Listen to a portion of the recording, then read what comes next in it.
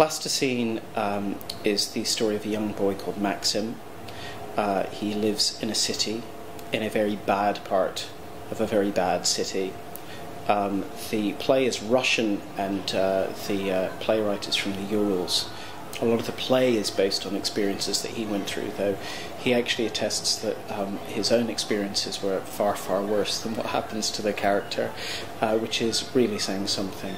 The way this play is written, it's written like a film script. There are people that go up and down large flights of steps. There are a lot of bodily fluids. There are a fair number of other things as well. And how truthful you are towards all those elements, how far you can push those things, and yet at the same time be true to the fact that it's theatre, is, I think, a particular balance that you have to keep striking with this play.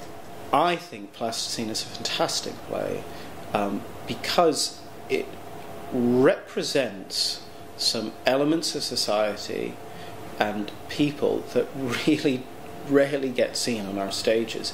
They get seen a fair amount in film these days, but actually, by and large, theatre, still you're far more likely to see kings and queens than the real, however you want to refer to these, to what one of the characters calls in Plasticine the dregs of society. And it's actually very easy for a lot of the people that might attend theatre on a regular basis to box these people into a place of thinking these are the dregs of society, just like this character. Well, actually, these people are living and breathing and undergoing things that most of us have very little comprehension of, and it's about being true to those people and actually representing them and putting them on stage with all their flaws and giving them a voice.